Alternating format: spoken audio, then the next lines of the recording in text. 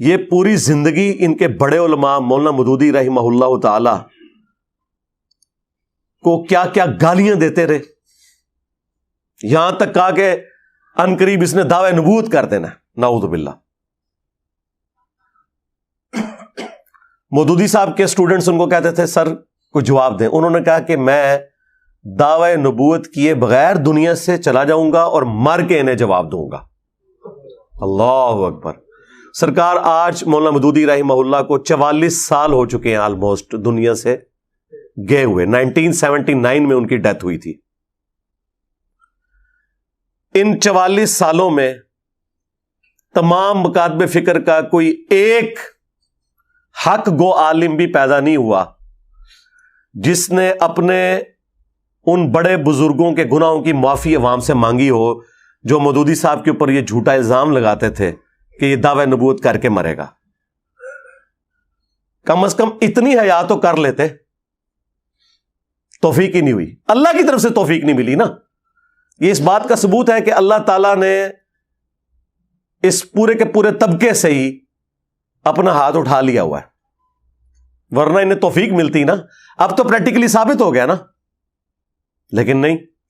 اور دوسری طرف مودودی صاحب کو اللہ نے کیا عزت دی ہے، اللہ نے انہیں ڈاکٹر اسرار جیسا ایک روحانی بیٹا دیا، ٹھیک ہے جی، جن کے ذریعے وہ کام جو انہوں نے کتابی شکل میں تفہیم القرآن کی شکل میں کیا تھا، بیان القرآن کے ذریعے ویڈیوز کی فارم میں پوری دنیا کے اندر قرآن کی تفسیر پہنچی۔ اللہ تعالیٰ نے انہیں ایک روحانی بیٹی دے دی جو ان کے جماعت کے ایک رکن سرگودا کے جو امیر تھے جماعت اسلامی کے، ان کی بیٹی ڈاکٹر فرحت ہاشمی، اس ایک بیٹی نے قرآن کی دعوت پوری دنیا کے اندر عام کر دی۔ تو مودودی صاحب کا فیض تو ماشاءاللہ دنیا میں نظر آ رہا ہے، مجھے تو کسی پرانے بزرگ کا بھی فیض نظر نہیں آ رہا اس فارم کے اندر جو اس طریقے سے مودودی صاحب کا۔ ڈاکٹر ابو امینہ بلال فلپس جو امریکن سٹیزن تھے، کرسچن تھے، پھر ایتھیسٹ ہو گئے، الٹیمیٹلی مودودی صاحب کا ایک چھوٹا سا کتابچہ انہوں نے پڑھا فائنینشل سسٹم آف اسلام کے اوپر، وہ مسلمان ہوئے، پھر وہ سعودی عرب آئے، عربی میں ڈپلومہ کیا، پھر پی ایچ ڈی کی حدیث کی فیلڈ میں، پھر جب 92 کے اندر امریکن فوجیں بلا لی تھیں سعودیہ والوں نے صدام حسین سے بچنے کے لیے، اس دوران ان کو انہوں نے ہائر کیا امریکن فوجیوں کے سامنے اسلام کو پیش کرنے کے لیے۔ کتنے لوگ مسلمان ہوئے، ہزاروں امریکن مسلمان ہو چکے ہیں